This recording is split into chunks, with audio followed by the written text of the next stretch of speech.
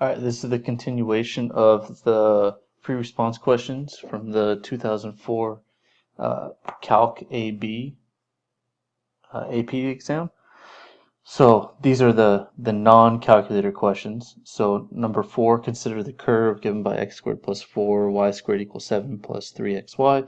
Show that the derivative is 3y minus 2x over 8y minus 3x. So this is going to be a implicit differentiation problem. So we're going to take the derivative of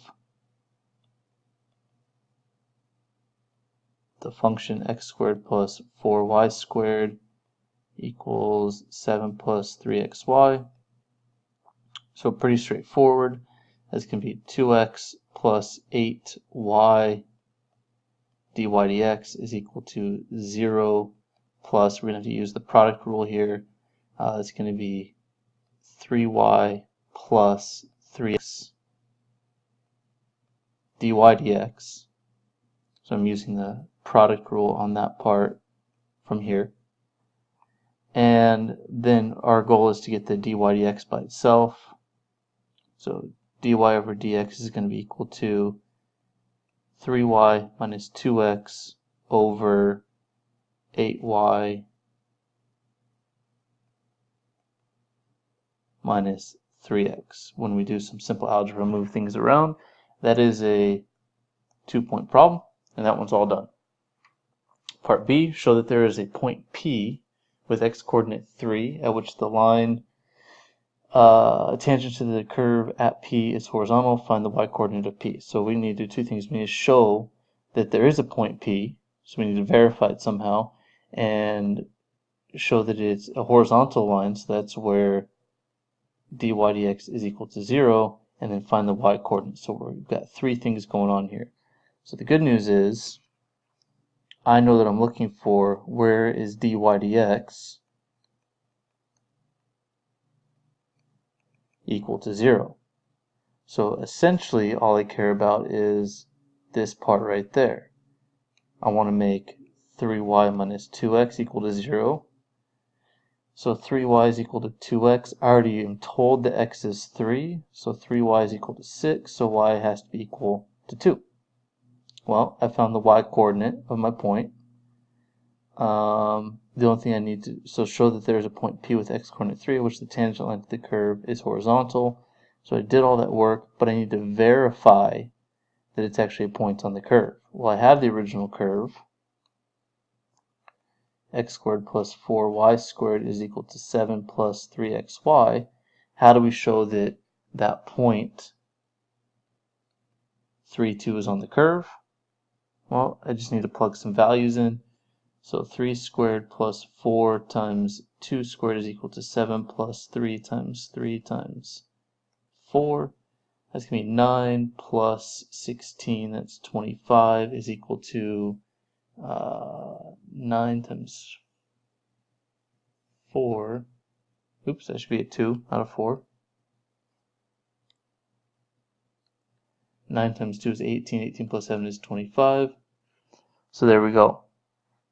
So P is equal to 3, 2. That is a 3-point problem. You're going to need a point for setting your derivative equal to 0. Showing that your slope is 0 at 3, 2. So that's this part right here, evaluating that when you plug in a 3 for x and a 2 for y, or when you plug in a 3 for x, you get a 2 for y, and then you get your third point from verifying that that point is actually on the curve. Okay? Find the value of the second derivative at point P found in part B. Does the curve have a local max, local min, or neither at that point? So we already know that the derivative is 3y minus 2x over 8y minus 2x, over 3x. And I'm sure some of you were yelling at me, even though my math came out correctly, I believe. Oh, didn't even have to use it. That should have been a 3x there, not a 2x. I wrote it correctly above, just didn't write it correctly down on part C. So we're going to have to find the second derivative of this function. In order to find the second derivative, we're going to have to apply the quotient rule. So d2y over dx squared. I'm going to use y prime notation instead of the dy dx notation. So it's going to be the derivative of the top times the bottom. So it's going to be 3y prime minus 2, when I do implicit, times 8y minus 3x, minus the derivative of the bottom, which is going to be 8y prime minus 3 times the top, 3y minus 2x, all over 8y minus 3x squared. And let's see, so now we just need to know what is the derivative at the 0.32. So to find the derivative at the 0.32, we're just going to plug in 32 into the derivative that we just created. The interesting part is we have these y primes, so we also need to evaluate y prime, which we had in the beginning. So if we take y prime and plug in 32, we get 3 times 2, which is 6, minus 2 times 3, which is 6, over 16 minus 9, which should give us 0 over not 0, 0 over 7, which is 0. And that makes it a lot easier because now when we evaluate, we can just plug stuff in directly. So, and we have zeros in there, so that'll make it a little bit easier for us. Here we go. So 3 y primes, that's going to be 3 times 0 minus 2 times 8 times 2 minus 3 times 3 minus, I'm going to get 0 minus 3 times 3 times 2 minus 2 times 3 all over 8 times 2 minus 3 times 3 squared. So if I evaluate that correctly, so I get negative 2 times, let's see, this is 16 minus 9, that's 7. That is negative 3 times 6 minus 6, that's 0, all over, this is going to be 16 minus 9 squared, so that leaves me with negative 14 over 16 minus 9 is 7, squared is 49, I get negative 2 sevenths. And there we go. That is a 4-point question. Haven't finished it though. Does the curve have a local max, local min, or neither at P? Well, what do we know? So, did we know the derivative? Yeah, the first derivative was 0. So y prime was equal to 0. And then y double prime was less than 0. So what does that tell me? If y prime was 0, and that means we have a critical value, so it's a max or a min, and then y double prime is less than 0, then that means it has to be a max. So since y prime is equal to 0 and y double prime is less than 0, the curve has a max at P. So question number 5, you're given a graph of a function f, and let g be the function given by g of x equals the integral from -3 to x of f of t dt. So it's something to keep in mind as we work through this problem. Since we have a change in variable x here, t and dt here, we can apply the second fundamental rule if we're taking the derivative, where basically the derivative of g is just f of whatever that x value is at a point. So find g of 0. Well, that means find the integral from -3 to 0 of f of t dt. So the integral is just going to be the area under the curve of that section from -3 to 0. So here's -3, here's 0, and I have this little trapezoid going on right here.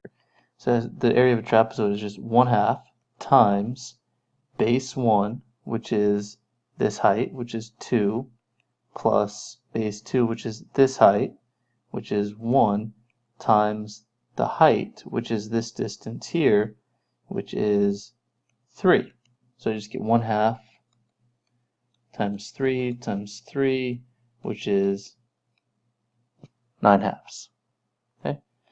Secondly, I need to evaluate g prime of 0. This g prime of 0 is going to be the derivative of the integral from -3 to x of f of t dt. Specifically,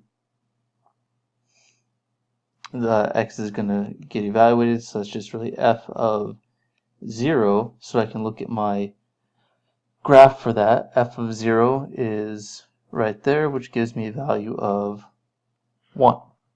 That is a 2-point problem, 1.4 g of 0, 1.4 g prime of 0.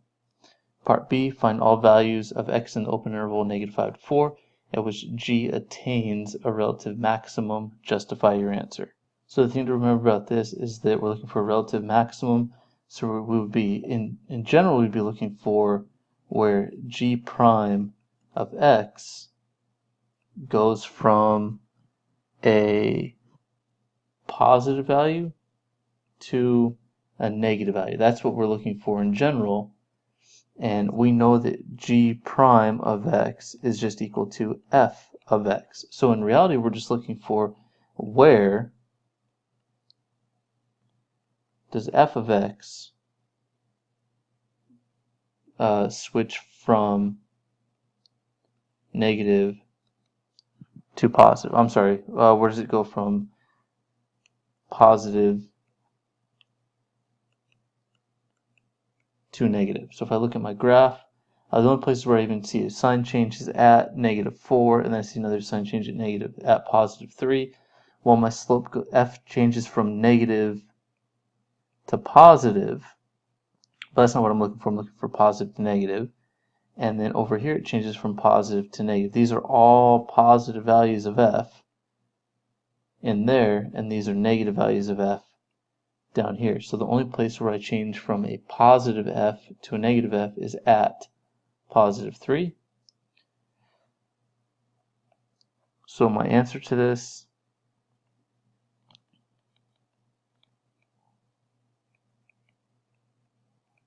relative maximum at x equals 3, because g prime equals f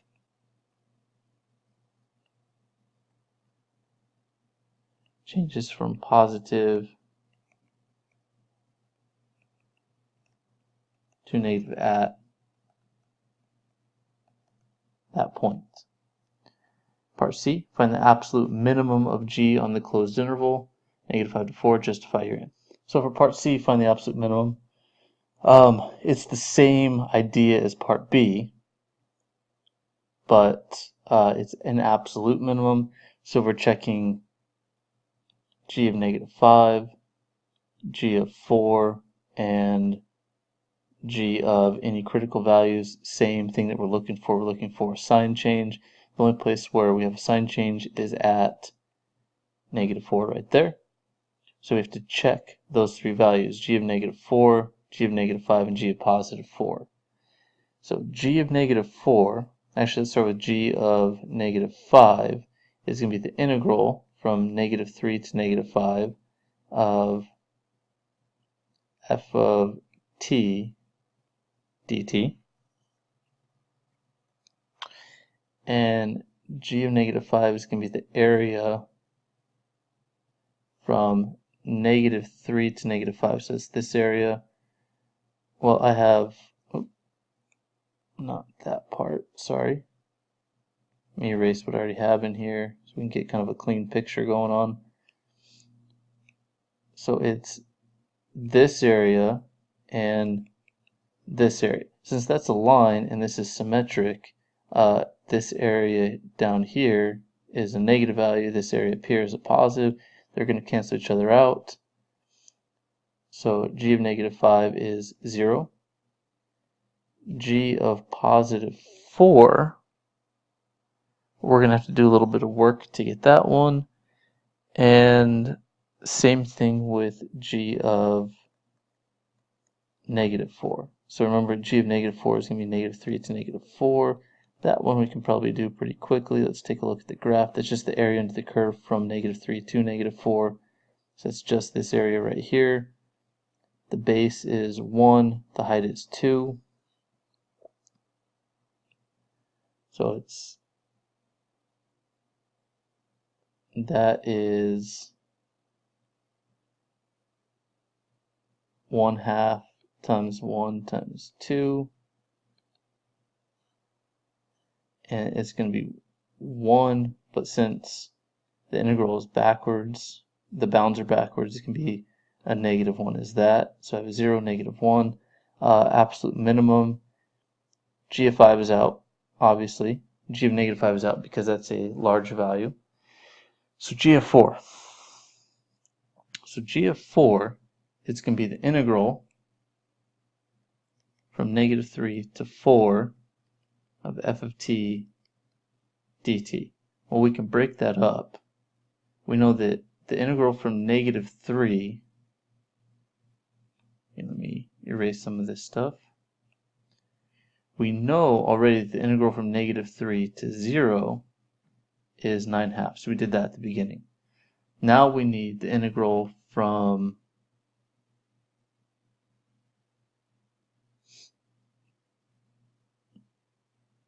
we need this area, we need this area, and we need the area underneath each side of that semicircle.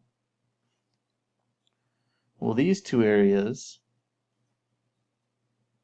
see, this piece right here is 1/2 of 2 times 1, which is 1. And this area is 1/2 of 4 times 1, which is 2. This is a positive, this is a negative, so it's 1 take away 2, so that's a net area of -1. And then we have this semicircle here. So if we have that picture, we have a radius of 1. So that area is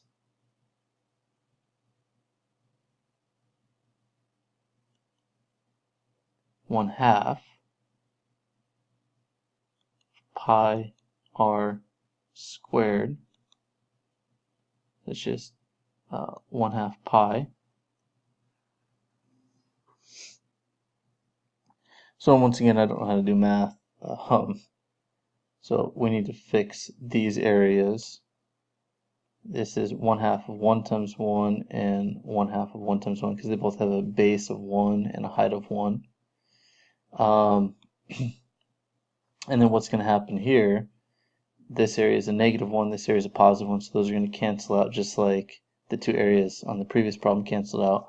So we're left with just this semicircle. Well, that semicircle, remember the area underneath is just this part. So it's this rectangle minus the area of the semicircle. So the rectangle is 2 by 1. So the area that we care about is 2 minus pi halves. So the only two areas that we have to worry about are the 9/2 from the -3. Here, let me write this out. So it's the integral from -3 to 0 of f of t dt plus the integral from 0 to 2 of f of t dt plus the integral from 2 to 4 of f of t dt.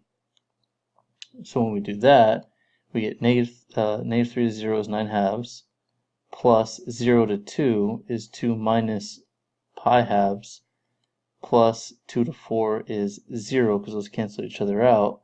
So we're left with just 9/2 plus 2 minus pi/2, which, just looking at that, it's going to give me 13 minus pi over 2, which is greater than 0. And we compare it to these other two values. So g of 4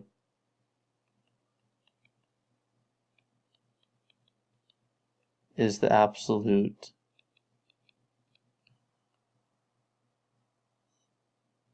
we compare it to the other two values. I forgot that we were looking for minimum, not maximum. This is a positive value here. That's my largest value. That would be my max. G of -4 is -1. G of -5 is 0. We already eliminated that one though. So -1 is my minimum. So G of -4 is the absolute minimum. And the justification would be all the math that we just did. Part D. Find all values of x in the open interval -5 to 4, which the graph has a point of inflection. So remember that points of inflection are changes in concavity which occurs where the second derivative is equal to 0. So let's go through this. If g of x is equal to the integral from -3 to x of f of t dt, then g prime of x is equal to the derivative of the integral from -3 to x of f of t dt, which we already determined was equal to just f of x, right? And then so the double prime, g double prime of x, is equal to the derivative of f of x, which is just f prime of x. So in reality, we want to know where that's equal to 0. So we're looking for where is the second derivative of g equal to the first derivative of x, which is equal to 0. So if we look at our graph, where do we have first derivatives equal to 0? Well, my first derivative of my graph is equal to 0 at -3, 1, and 2. So x is equal to -3, +1, +2. Those are my 3 points. This is a 2-point problem. Part C above it was a 3-point problem, and I don't think I mentioned that part B was worth 2 points. And part 1 was 2 points. So 2, 4, 5, 6, 7, 8, 9 total. And moving on to 6. So for 6 part A, consider the differential x squared times y minus 1. Sketch the slope field for given values. So essentially we're just evaluating this. When x is 0, x squared is going to be 0. So I'm going to have a horizontal slope at all these points. So I'm going to have horizontal slope. I'm going to use a highlighter for this just so it's really easy to tell my slopes. So those slopes we can knock out right away. Then as we're looking also y minus 1, any place where y is equal to 1, we get y minus 1, which is 0. So those are also a 0 slope. So I should have zeros there and there as well. Just doing that gives you 1 point. And then to get my other slopes, I'm just going to evaluate points. So at the point 1, 0, I have 1 squared times 0 minus 1. That's going to be 1 times negative 1, which is negative 1. So we should have a negative 1 slope here. At negative 1, I should have 1 and 0 minus 1 again. So it's another negative slope. These two slopes should match, those 2 points. And actually, all the way for the rest of them, our x value, or the two like symmetric points, like this point and this point, should have the same slope because we're squaring x. So at 1, 2, I have 1 times 1, which is a positive 1 slope, which should look about like that. And then at 1, 3, should be 1 times 2, which is 2, so it should be steeper and steeper. So you're getting points. This is a 2-point problem. 1 point for your 0 slopes and 1 point for all your other slopes. Part B. While the slope field is drawn at only 12 points, it is defined at every point on the xy plane. Describe all points in the xy plane for which the slopes are positive. So when is our slope going to be positive?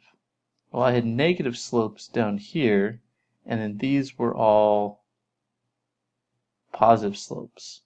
And when did I get 0 slopes? Well, I got 0 slopes. So first of all, let's start with where do I get positive slopes? So since x squared is always greater than 0, for all x is greater than 0, for all x is not equal to 0,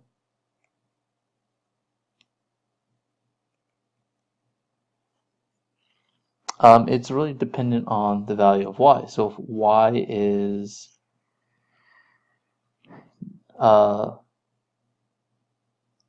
if y is 1, 0, negative 1, negative 2, anything like that, this becomes negative. So if y is less than 1, we get a negative slope. Otherwise, we get a positive slope. So our answer, since x squared is greater than 0 for all x,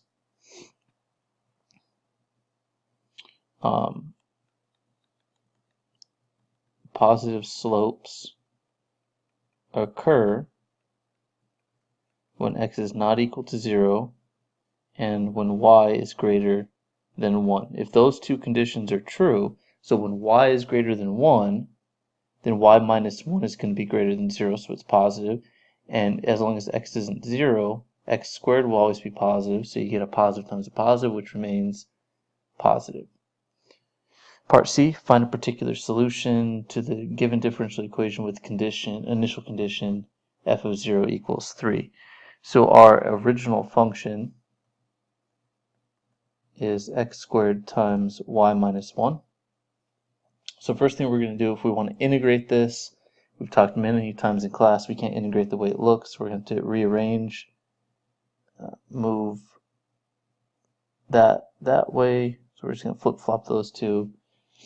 So it's 1 over y minus 1 dy is equal to x squared dx. Now we can integrate the entire problem. So I get the natural log of y minus 1 is equal to 1/3 x cubed plus c. And we've got the absolute value on the y minus 1 because y could be negative. So now how do we find that c value? Well, we're going to take our initial condition. Actually, before we even do the initial condition, we're going to rearrange things. So we're going to say the absolute value of y minus 1 is equal to e. So we're going to raise this whole thing to the e power, which means it's going to be e to the c times e to the 1/3 x cubed, like that. Well, now looking at this, e to whatever power is always going to be positive. So no matter what I get, I don't need to worry about the absolute value symbol. So y minus 1 is equal to e to the c That's just some other constant. E to the c is equal to some other constant k, so I have k times e to the 1/3 x cubed. So now what do we do? Well, now we can evaluate at the initial condition 0, 3.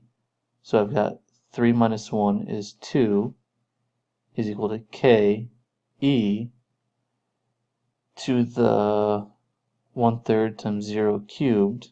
So it's really 2 is equal to k. So there's my constant, k. And now what are we going to do? Also, now we're going to take this function right here and we're going to rewrite it. So we got y minus 1 is equal to k e to the 1/3 x cubed. We know that k is 2. So we can say that y is equal to, we're going to leave that off for just a second. So y minus 1 is equal to 2e to the 1/3 x cubed.